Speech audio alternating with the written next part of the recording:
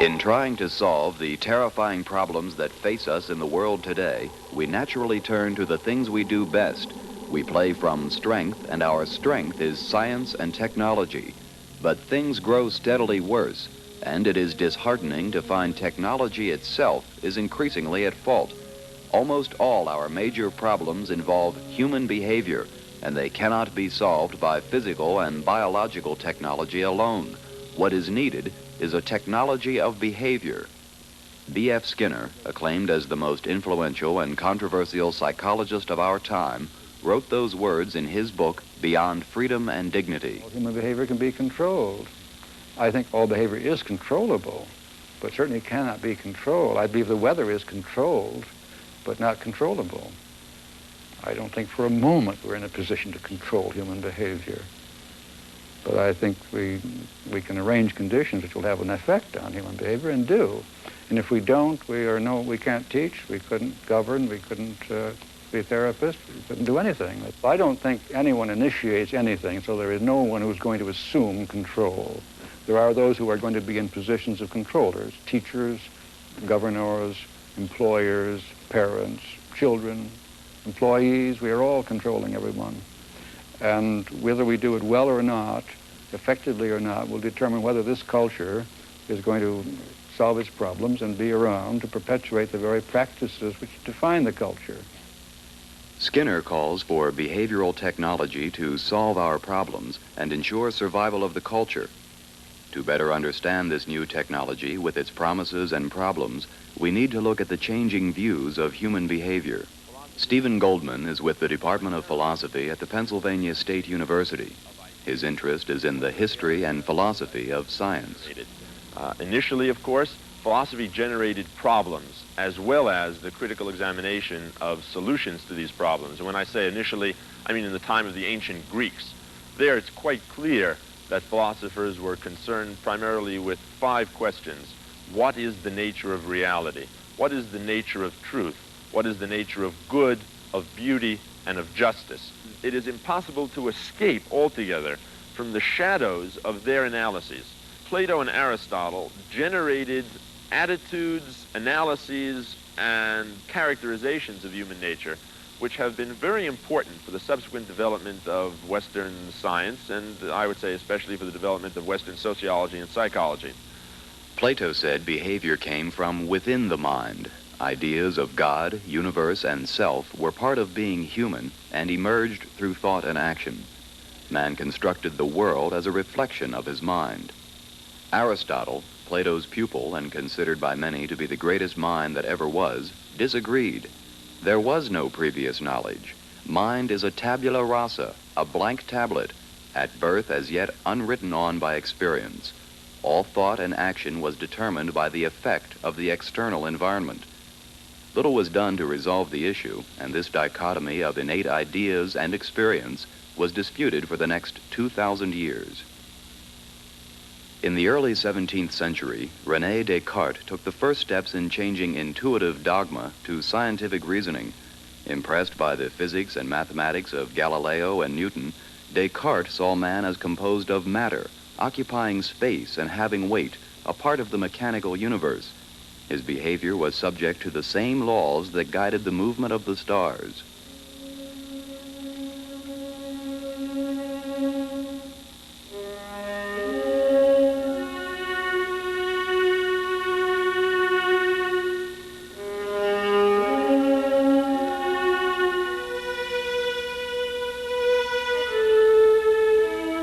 Descartes rejected the notion that body was a slave to mind. He saw an interaction controlled by the brain where body could influence mind, just as mind could influence body.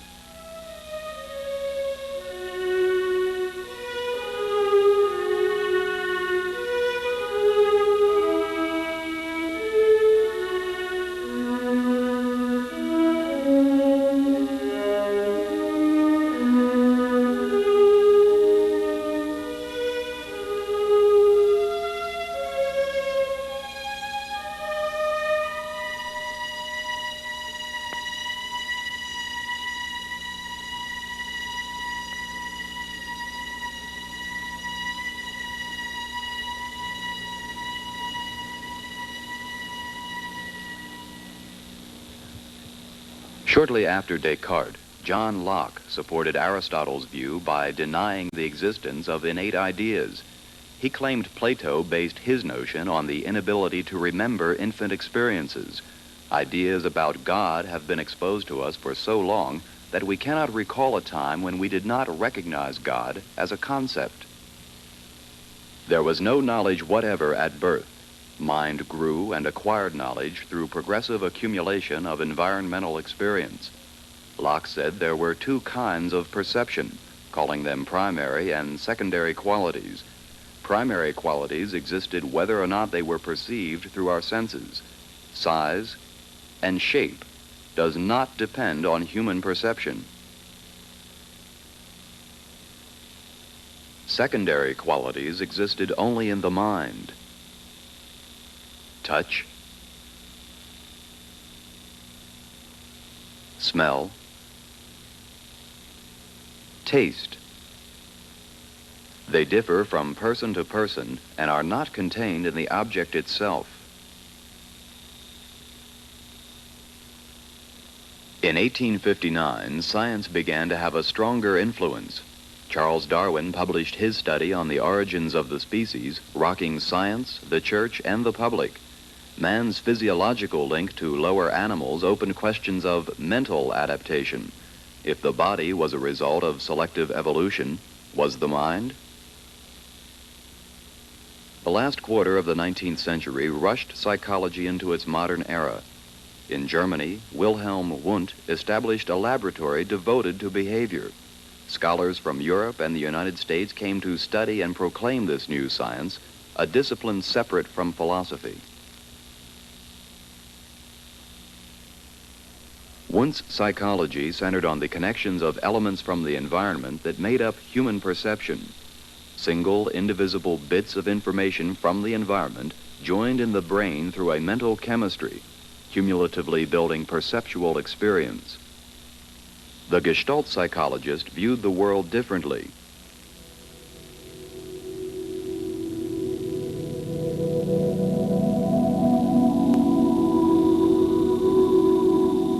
They said there were forms and that we perceive the environment holistically. The whole was equal to more than the sum of the parts. As wickedness, witchcraft, and possession by demons as causes of mental disorders were replaced by theories of chemical imbalances and tissue damage, Sigmund Freud rebelled, saying unconscious feelings had great influence on behavior. He saw man as a social as well as a biological animal. His goal was understanding and therapy. Freud's psychoanalysis used hypnosis and verbal free association as therapeutic techniques. It aimed at helping the neurotic by viewing the total human being over extended time spans, using introspection of both the present and the past. Just after the turn of the century, the pace of behavioral science increased sharply. Nobel Prize-winning physiologist Ivan Pavlov began a series of experiments that would reveal many of the basic tenets of learning and motivation. Stimulus, response, reinforcement, and conditioning. Important concepts in today's behavioral technology. Pavlov saw behavior as a stimulus-response, input-output relationship. He knew a dog would secrete digestive juices when eating food. Pavlov called the food an unconditioned stimulus, and the secretion of digestive juices an unconditioned response. Unconditioned because this was a naturally occurring behavioral relationship, one that was not conditioned or learned.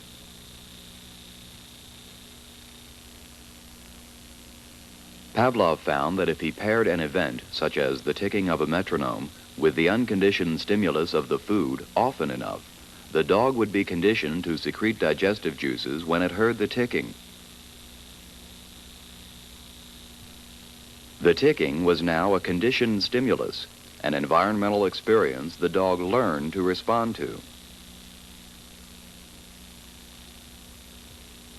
Just before World War I, John B. Watson jolted psychology, declaring mind and consciousness meaningless terms, inappropriate topics for psychology. He called for a pure science, one describing all behavior through stimulus response. people were caught up in the cry for a world order free from myths and cultural conventions. This typifies Watson's confidence in the new technology. Give me a dozen healthy infants, well-formed, and my specified world to bring them up in, and I'll guarantee to take anyone at random and train him to become any type of specialist I might select.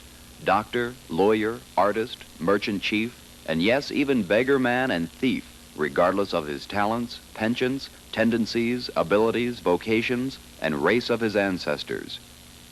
I had no psychology in college, but I began to read some articles by Bertrand Russell in the Old Dial magazine, and I read his book, Philosophy, in which he took Watson very seriously.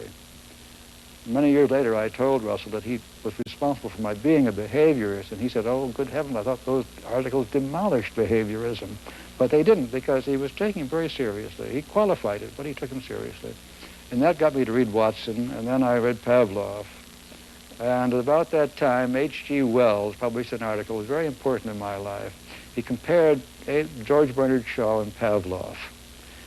Shaw, the great publicizer and writer, charming man, and Pavlov, the scientist. And he said, if you were standing on a pier and Pavlov was drowning on one side and Shaw drowning on the other, and you had one life preserver, which way would you throw it?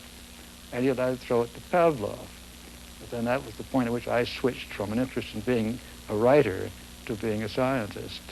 What's inside of man is a man. It's a man, it's a genetic product, the result of the evolution of the species, that has been modified, changed by what has happened to it during the lifetime of the individual. Physiologists will eventually tell us all about it. But the things that we put inside, such as purposes, intentions, ideas, acts of will, and so on, those are not there. They are our inventions, which we use in place of an analysis of the environment. And by using them, we keep ourselves from looking at the environment and hence from discovering better ways of managing ourselves and managing others. No, we're controlled by the environment. That would be the essence, I suppose, of my own position, that we are not controlled by things going on inside ourselves, but rather by our genetic and personal histories. B.F. Skinner rejected Pavlov's stimulus-response model as being too narrow in explaining behavior. He designed the Skinner box, a controlled learning environment to demonstrate his theory of behavior, operant conditioning. The task for this rat is to learn to press a bar to get food pellets dispensed from a spout on the panel. If left alone, the rat would eventually bump into the bar and a food pellet would be dispensed. This would happen several times, and gradually the rat would learn to press the bar to get food. Essential to making operant conditioning work is depriving the animal of a reinforcement. Food is the reinforcement for this rat, and it has been deprived of food for several days to prepare it for conditioning. Operant conditioning can be speeded up by a technique called shaping. The person training the rat watches its every move. When the rat moves near the bar, the trainer dispenses a food pellet. This brings the rat near the bar much faster.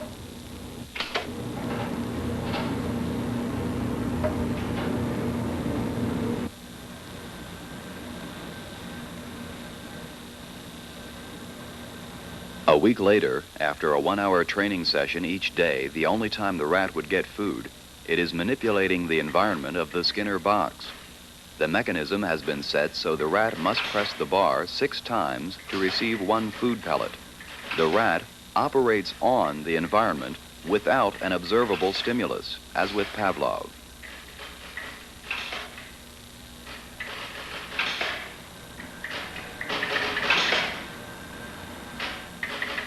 Each time the rat receives a reinforcement after pressing the bar, the chance that the behavior will be repeated is increased.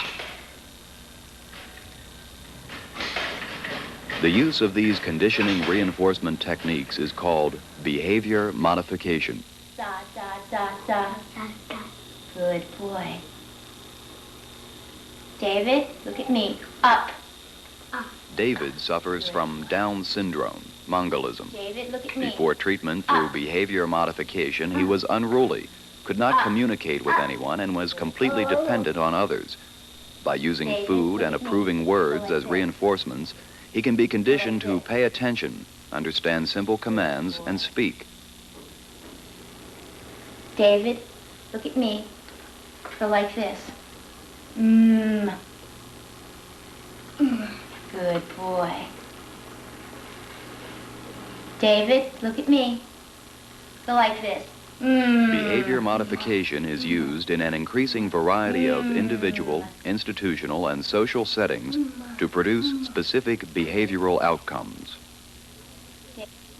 Bertram S. Brown is director of the National Institute of Mental Health, a federal agency that supports many areas of psychological research and therapy. I think there is considerable debate in the psychological field, broadly speaking, psychiatrists, educators, and others, and we can make that debate sort of crisp by overstating either side.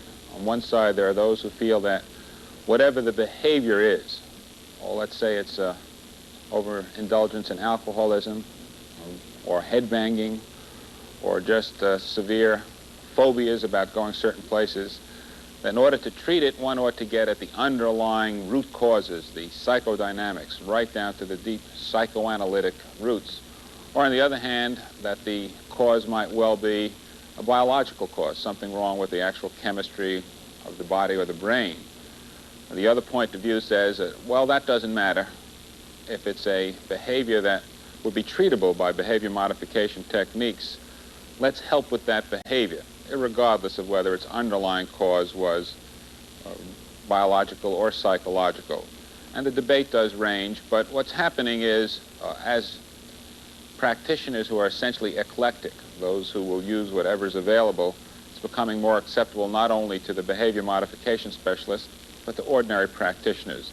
The other day I received in the mail from a rather respected middle-of-the-road psychiatrist a letter announcing the opening of his practice in clinical psychotherapy and behavior modification. And that's a good example because he uses behavior modification for certain types of problems. And for others, he still uses psychodynamic psychotherapy and doesn't hesitate to use the drugs, the psychoactive drugs, when that's called for. Well, it's going through a stormy period right now. It's been identified with brain surgery, electric stimulation of the brain, and vomit therapy, and so on. Those things have to be evaluated in their own right. They should never have been called behavior modification because that term was invented to describe the application of positive reinforcing techniques, quite clearly and explicitly so. It's growing in sophistication. It's a science, so it's cumulative. It's got some rather striking examples of what are practically miraculous in terms of what might be expected a few years ago. Lovaas began dealing with autistic children. These children just couldn't be treated before he started doing it. Jim Lent at Parsons, Kansas, is working with severely retarded girls and gets them behaving in ways that just would be unthought of 20 years ago. So it's very effective at times. It's also a very young technology. Helping teachers teach more effectively and in such a way that students like to learn. Helping parents get along with their children, helping families get along with each other, helping individuals manage their own lives.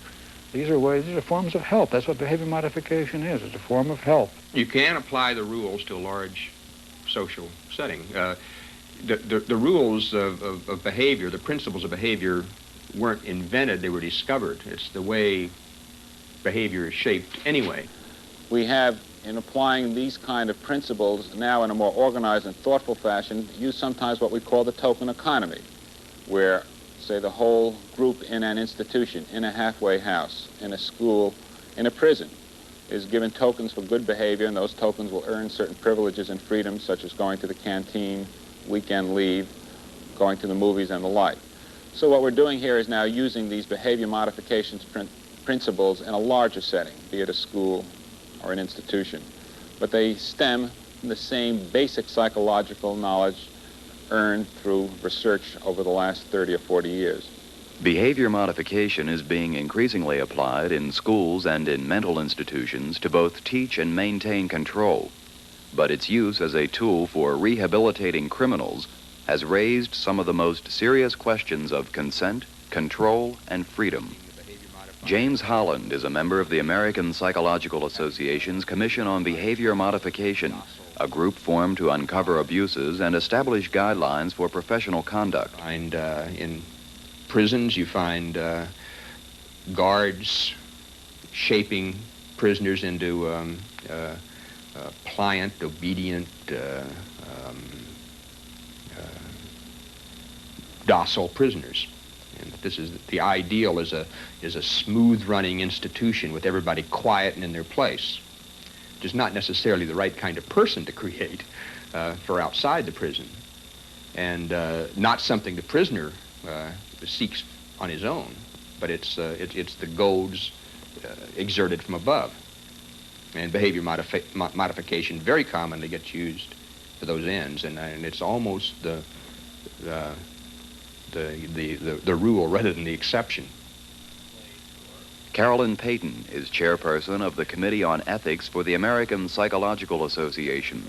The committee sets standards, investigates complaints, and seeks resolutions to ethical issues. In the sense that through behavior mod, one can control behavior without the person being conscious of it. And if it were used by an unethical or a non-professional person, I could see some dangers there.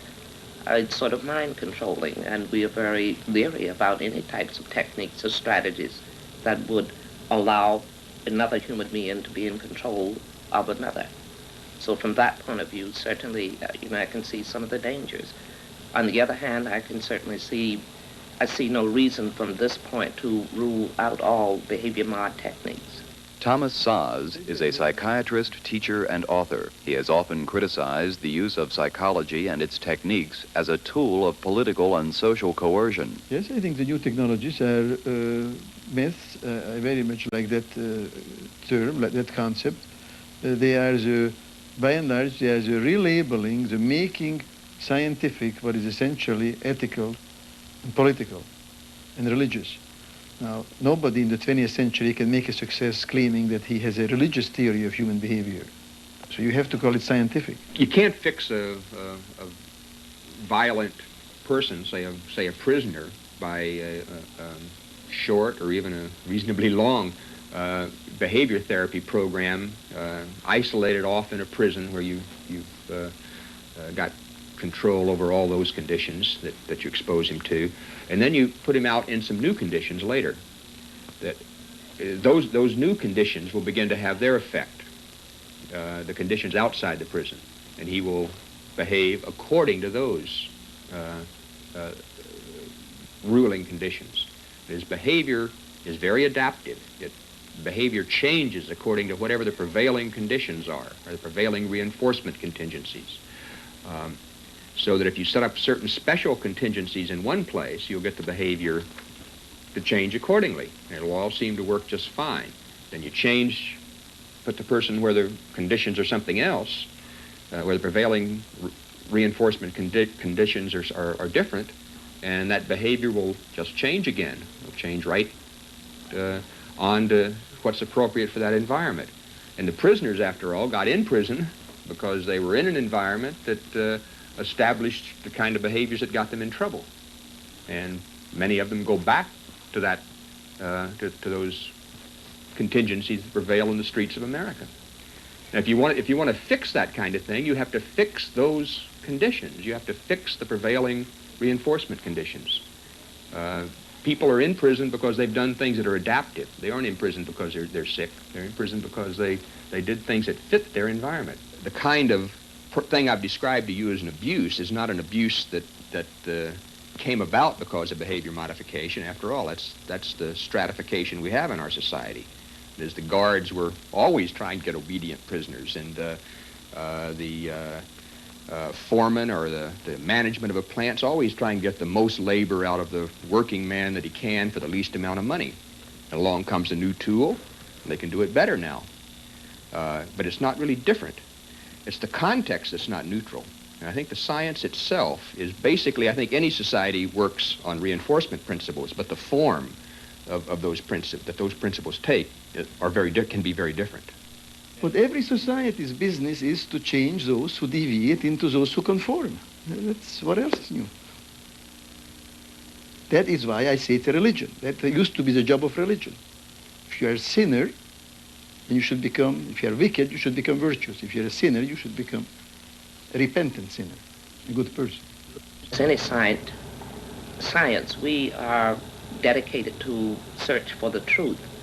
However, in my mind, there may be a time when our search for the truth should take second place to the values and needs of individuals in society. But I think it's very important that the processes be made as public and as well known as possible, so that we they cannot be misused without people being aware of it.